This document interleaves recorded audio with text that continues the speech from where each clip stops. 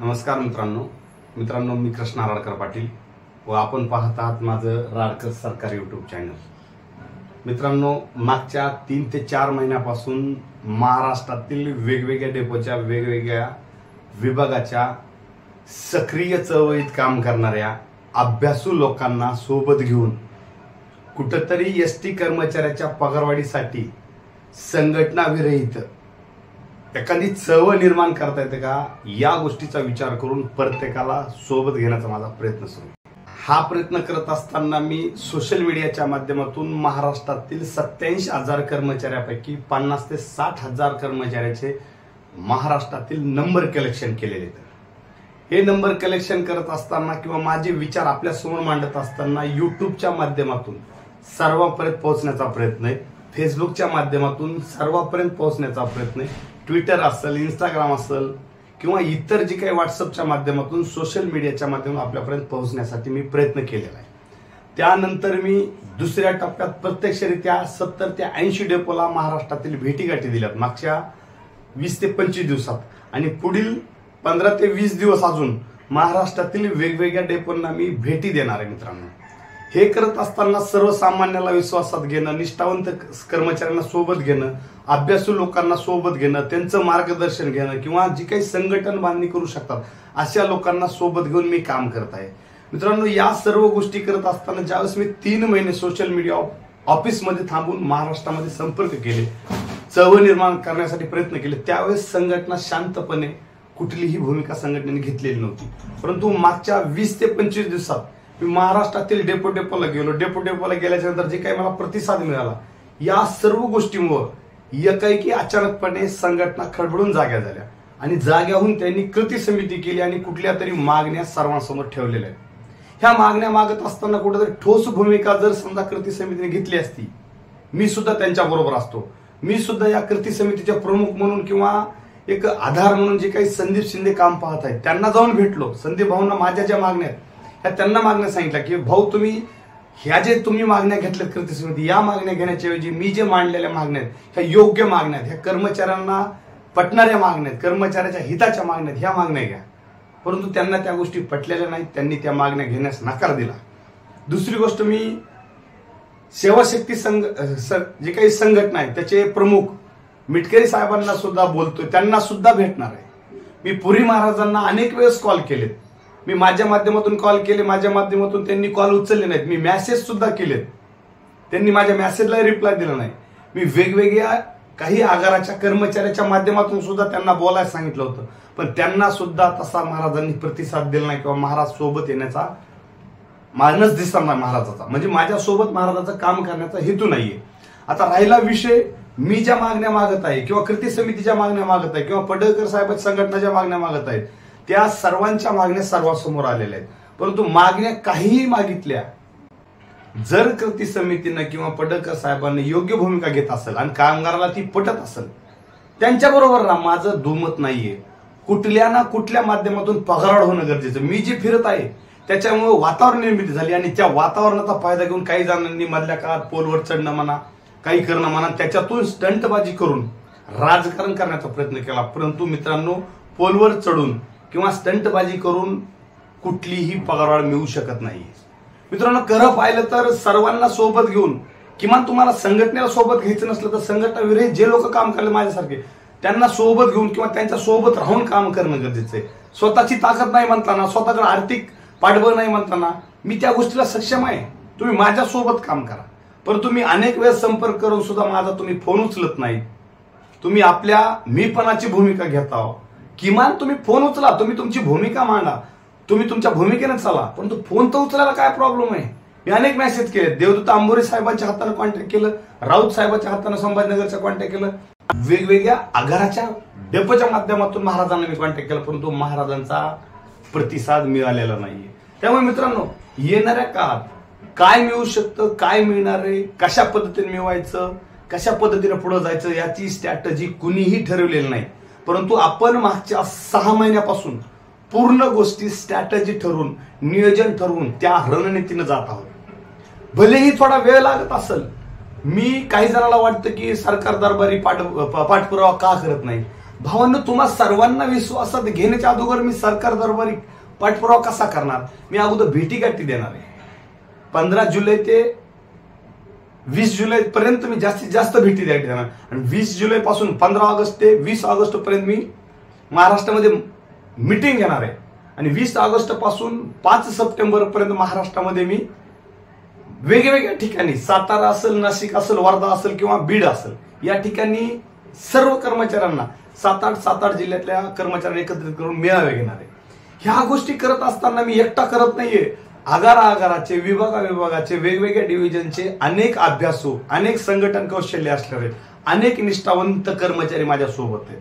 परंतु मित्रांनो, या गोष्टी करत असताना आपलं जी मिळालेलं प्रतिसाद पाहून काही लोक खडबडून जाग होऊन कृती समिती करत आहेत, काही लोक खडबडून जाग होऊन माग मेळावा घेतला आटपाडीला, काही लोकांना लगेच 17 तारखेला वारकऱ्याच्या वारी दिवशी 1 दिवसा संप जाहीर केला. काही लोक काहीच करणं होत नाही आपल्याला, आपलं कुठलं फाउंडेशन नाहीये म्हणून उगाच पोलवर चढून बसले. आशयानं पगारवाढ मिळत नसते मित्रांनो. पोलवर चढून किंवा स्टंटबाजी करून पगारवाढ मिळत नाही. कुठेतरी योग्य मार्गानं, योग्य ट्रॅकनं राज्य सरकारच्या प्रतिनिधींना किंवा मंत्रिमंडळातील सहकाऱ्यांना विश्वासात घेऊन त्यांच्या माध्यमातून पगारवाढ होऊ शकते. आपल्याला कुठंतरी काही स्टंटबाजी करून मिळवायचं नाही. आपल्याला योग्य मार्गाने जायचे. कर्मचाऱ्यावर कुठली कारवाई होऊ द्यायची नाही. काही लोक पोलवर चढले आणि डेपो बंद करा म्हणून त्यांनी डायरेक्ट जाहीर केलं. कुठल्या बेसवर डेपो बंद करायचे अचानकपणे? पोलून उतरल्या सुद्धा रात्री 12 वाजता लाईव्ह केलं. त्यांनी जरी युट्यूबवरून व्हिडिओ उडवला असला तरी माझ्याकडे तो व्हिडिओ आहे. 12 वाजता त्यांनी लाईव्ह केलं आणि त्यांनी सांगितलं की माझ्या समर्थनात 80 डेपो बंद होते आणि उद्याच्याला मी 4-5 दिवस माझा कळम डेपो बंद ठेवणार आहे.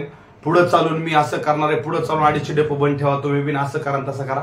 मित्रांनो, अचानक उठून कुठले डेपो बंद करता येत नाही. त्यांनी मला सुद्धा फोन केला, तुम्ही कळमला येऊ नका, तुमचा परबन डेपो बंद करा. ह्या गोष्टी मला योग्य वाटत नाही. मला ज्या गोष्टी, ज्या भूमिका मांडायच्या ती स्पष्टपणे मांडतो आणि त्या भूमिकेने चालतो. अचानक उठून कुणी काही करायला म्हणून आरबायाने आपण काही केलं पाहिजे असं नाहीये. मी या संघटनेनं 9 तारखेला उपोषण जाहीर केलंय. त्या संघटनेच्या माध्यमातून मिळत असेल तर लक लाभ आहे ना.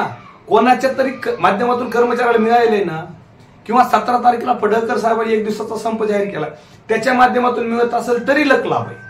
किंवा काही लोक पोलवर चढून बसले होते, त्यांची आता कुठंतरी अधिवेशन संपल्यावर मुख्यमंत्र्यांनी त्यांना बोलले म्हणून त्यांच्या माध्यमातून मिळालं तरी लक लाभ आहे. मला फक्त कर्मचाऱ्याला मिळण्याला महत्व आहे.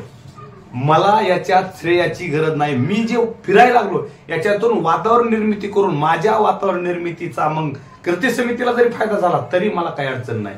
माझ्या वातावरण निर्मितीचा कोणी मुख्यमंत्र्यांवर चर्चा करणारे, पोलवर चढणारे, त्यांना फायदा झाला तरी मला काही अवघड वाटणार नाही. त्यांना जरी श्रेय मिळालं तरी अवघड नाही. किंवा उद्या पडळकर साहेबाला फायदा झाला तरी अवघड नाही. आणि यांच्याच्यानं काही नाही झालं तर मी 15 ते 20 जुलैच्या दरम्यान राज्य सरकारला निवेदन देणार आहे आणि तिथून पुढे महाराष्ट्रात मिटिंग घेणार आहे 15 ते 20 ऑगस्ट पर्यंत. आणि मिटिंग झाल्याच्या नंतर मेळावे घेणार आहे. मेळाव्याला मी राज्य सरकारचे जे काही संबंधित प्रभावी आणि वजनदार मंत्री त्यांना बोलून त्यांच्या समोर मांडणार आहे.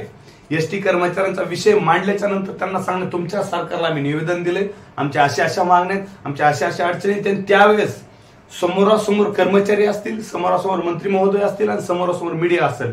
मी कुठल्या मंत्र्याच्या बंगल्यावर जाऊन मांडणार नाही. तुमच्या सर्वांच्या समोर, मीडियाच्या समोर मांडणार. जे मांडणार आहे ते सत्य आणि जे वास्तवात आहे ते मांडणार. मित्रांनो, हे करत असताना आपली भूमिका 6 महिन्यांआधी ठरलेली, पण काही लोक आपली भूमिका बघून, आपण जसं आता ह्या बोर्डावर समजून सांगतो, हे आपण पहिल्यापासून, माझा पहिला व्हिडिओ सुद्धा बोर्डावर समजून सांगण्याचा आहे, पण काही लोक आपलं बघून कॉपी करायचा प्रयत्न करले. त्यानंतर आपण दौरे काढले. हे कोणाच्या सांगण्यावरून नाही काढले. आपण नियोजित ठरल्याप्रमाणे सोशल मीडिया, भेटीगाठी, मीटिंग, मेळावे ठरल्याप्रमाणे चालू आहे. पण आपलं बघून काही लोक मला पैसे द्या, मला दौऱ्यासाठी पैसे टाका आणि मी तुमच्या डिव्हिजनला येतो. अरे बाबा, काम करताना तू अगोदर तुझं कुटुंब सक्षम कर, त्यानंतर राज्यातील कर्मचाऱ्यासाठी काम कर. कारण आपण लोकांकडून पैसे घ्यायचे, त्याच्यानंतर दौरे काढायचे, त्याच्यानंतर राजकारण करायचं, त्याच्यानंतर कर्मचारी पगार मिळून याच्यानं होत नाही. अगोदर एसटी कर्मचाऱ्यांचा नेता स्वतः सक्षम पाहिजे, स्वतः धमक पाहिजे. कुणी जर सरळ मार्गाने नीट होत नसेल त्याला आडव्या मार्गाने सुद्धा जाऊन नीट करण्याची त्या नेत्यात धमक पाहिजे. कारण राजकारण करायचं म्हणजे लोंगूपोंगूचं काम नाहीये आणि राज्याचं राजकारण करायचं का डेपो फिपोचं नाहीये. हे राजकारण करत असताना अनेक अडचणी येणार आहेत. मागे गुजर साहेबाला राज्य सरकारनं कशा पद्धतीने हँडल केले सर्वांना माहिती. त्यामुळे इथं उठून जर समजा तुम्ही पैसे द्यावेत कर्मचाऱ्यांना, समोरच्या नेत्यांना पुन्हा ते पैसे घ्यावेत आणि तिथून पुढे तुमच्या भेटीगाठी घ्यावेत आणि तिथून पुढे राजकारण करावं, अशानं चालत नाही भावांनो. आपली स्ट्रॅटेजी ठरलेली आहे, आपल्याकडे यंत्रणा आहे भावांनो. आपल्याकडं कमी अधिक माझ्या ऑफिसला 6 कर्मचारी रात्रंदिवस महाराष्ट्रात संपर्क करतात, रात्रंदिवस लोकांच्या संपर्कात आहेत. मी संपर्कात आहे, माझी पत्नी संपर्कात आहे, माझा साडू एसटी मध्ये तो रात्रंदिवस काम करतोय, माझा भाऊ एसटी मध्ये तो रात्रंदिवस काम करतोय. आणि परभणी डिव्हिजन मध्ये जवळजवळ 2016ची बॅच, 2019ची बॅच आणि त्या आधीचे 1 ते 10 वर्षाचे जे कर्मचारी, त्यांना कामगार संघटनेच्या मागणीनुसार रुपया फायदा होणार नाही, असे 1 ते 10 वर्षाचे कर्मचारी आणि ज्यांना 10 ते 20 वर्षाचे कर्मचाऱ्यांना 1000 रुपये फक्त फायदा होणार, अशा बॅचचे कर्मचारी म्हणजे 20 वर्ष जे काही सर्व्हिस झालेले लोक आहेत ते आपल्या सोबत आहेत. आता कोण सोबत आहे, काय सोबत आहे, मला योग्य वेळी मी ते सुद्धा सांगेन. परंतु महाराष्ट्रातील वेगवेगळ्या आगाराचे, वेगवेगळ्या विभागाचे संघटन कौशल्य असणारे अभ्यासू लोक, निष्ठावंत लोक, हे हजारो लोक सोबत आहेत माझ्यासोबत. परंतु हे करत असताना जर कृती समिती काही करत असेल आणि त्यांच्या माध्यमातून होत असेल तर लखलाभ आहे. मला फक्त एकच उद्देश आहे, कर्मचाऱ्याला समाधानकारक मिळालं पाहिजे. हे करत असताना पडळकर साहेब करायला लागलेत, मी तर फिरायचं बंद करणार नाही, मी तर मिटिंग घ्यायचं बंद करणार नाही. माझं जे चाललेलं धोरण आहे, मी जे ठरवलेलं नियोजन आहे त्या नियोजनात जाणार आहे. कुणी काही करायला म्हणून गडबडीने मी उठून सरकारला निवेदन देऊन अचानकपणे संप असं काहीच नाही. मी कुठल्याही गोष्टी करणार नाही, कारण मी राजकारणात 20 वर्ष झाले, समाजकारणात 20 वर्ष झाले. उठून कोणाच्या म्हणण्यानुसार, कोणाच्या भीतीपोटी करणार नाही. माझी स्ट्रॅटेजी ठरलेली आणि त्याच स्ट्रॅटेजी जाणार आहे. मित्रांनो, कुठेतरी विचार करा. आता खरंच सांगायचं म्हणजे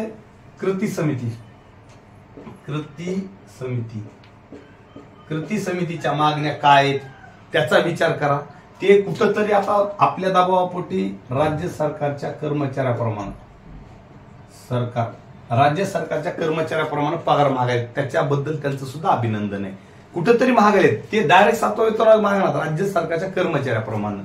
त्यानंतर पडळकर साहेब कुठंतरी हे सुद्धा हीच मागणी करलेत.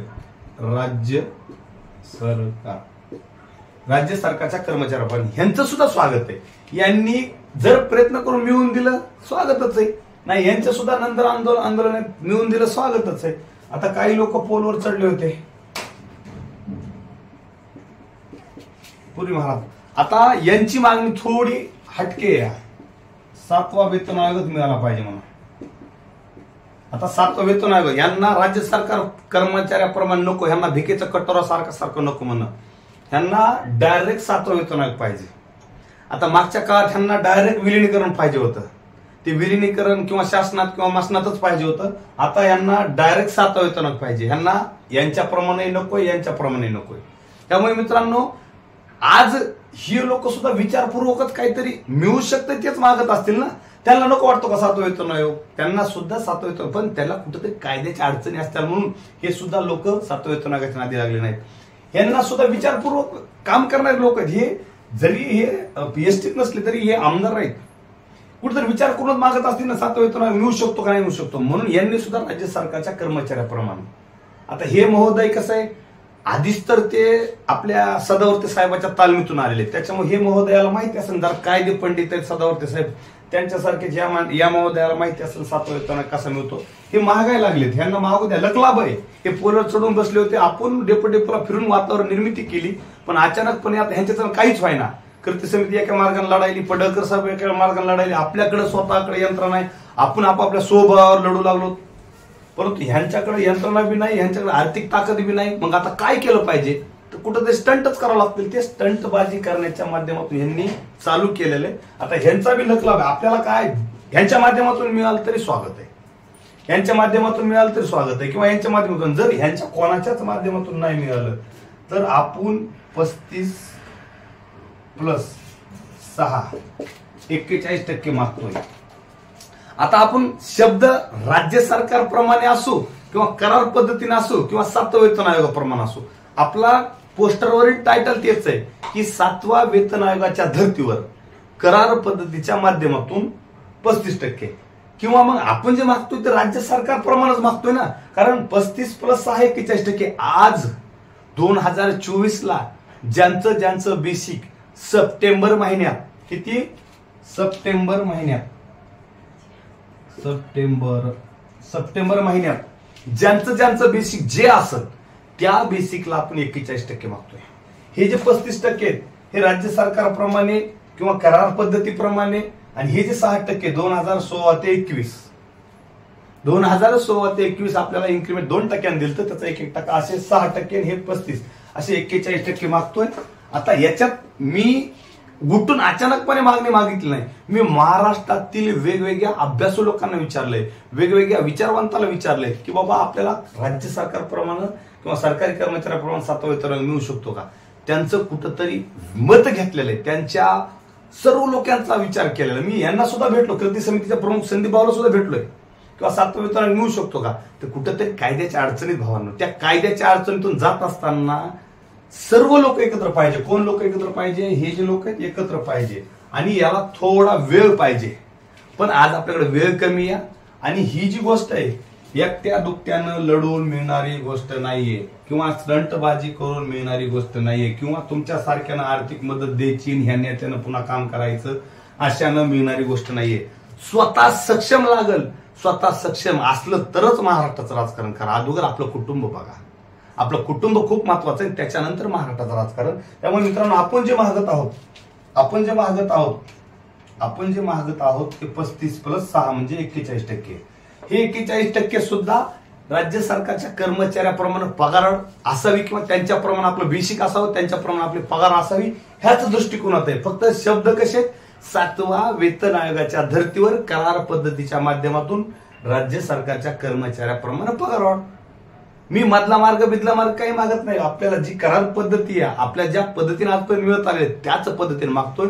परंतु याच्यात सर्वसामान्य कामगारांना ठरवायचे, कोण मागच्या काळात 6 महिन्यापासून नियोजन करते, कोण अचानक उठून आपल्याला प्रसिद्धी मिळाली, आपल्या लोक पाठीमागे गेले म्हणून कोण उठून स्टंटबाजी करायले, कोण कृती समिती करायले, कोण अचानक मेळावे घ्यायले, कोण 17 तारखेला अचानक 1 दिवसाचं आंदोलन पुकारायले, आणि कोण योग्य मार्गानं आहे त्या ट्रॅकनं टप्प्याटप्प्यानं पुढे चाललंय. आपण 6 टप्प्यात नियोजन ठरलंय. पहिला टप्पा पार पडलाय, दुसरा टप्पा अर्धा झाला, आपण 80 डेपोला भेट दिल्या. राहिलेल्या भेटीगाठी आपण 15 जुलैपर्यंत ते 20 जुलैपर्यंत कंप्लीट करणार आहेत. त्याच्यानंतर आपण मिटिंग घेणार आहेत, त्याच्यानंतर आपण मेळावा घेणार आहे. ह्या सर्व प्रोसेस आपली ऑगस्ट एंडिंग किंवा जास्तीत जास्त 5 सप्टेंबर पर्यंत पूर्ण होणार आहे. ह्या गोष्टी करत असताना आपण राज्य सरकारच्या मंत्रिमंडळातील मंत्री महोदयांना विश्वासात घेऊन करण्याचा प्रयत्न आहे. या गोष्टी करत असताना कोणाला जास्तीत जास्त आंदोलन करायची गरज नाही, कुठली उपोषण करायची गरज नाही, कुठले डेपो बंद करायची गरज नाही. काही लोक अचानकपणे 250 डेपो बंद करा, माझ्या समर्थनार्थ मी पोलवर चढलो तेव्हा 80 डेपो बंद होते, 8 डेपो बंद नव्हते. बाबू तुझा बी डेपो बंद झालता, ते कसा झालता काय झालता मला सर्व माहिती, मी तिथं भेट द्यायला आलो. त्यामुळे मला राजकारण करण्यापेक्षा कोणाच्या तरी माध्यमातून कर्मचाऱ्याला मिळण्यासाठी मी जे फिरणार आहे त्या गोष्टी सर्वसामान्य कामगार जागा होण्यासाठी, कर्मचाऱ्यामध्ये नवचैतन्य निर्माण करण्यासाठी, ह्या भेटीगाठीत मला राजकारण करण्यासाठी नाहीये.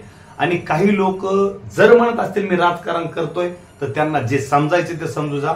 मी भेटीगाठी घेणार आहे, मी मिटिंग घेणार आहे, त्यानंतर ठरल्याप्रमाणे माझं नियोजन सुरू आहे. एवढंच या ठिकाणी बोलतो, या ठिकाणी थांबतो. जय हिंद, जय महाराष्ट्र.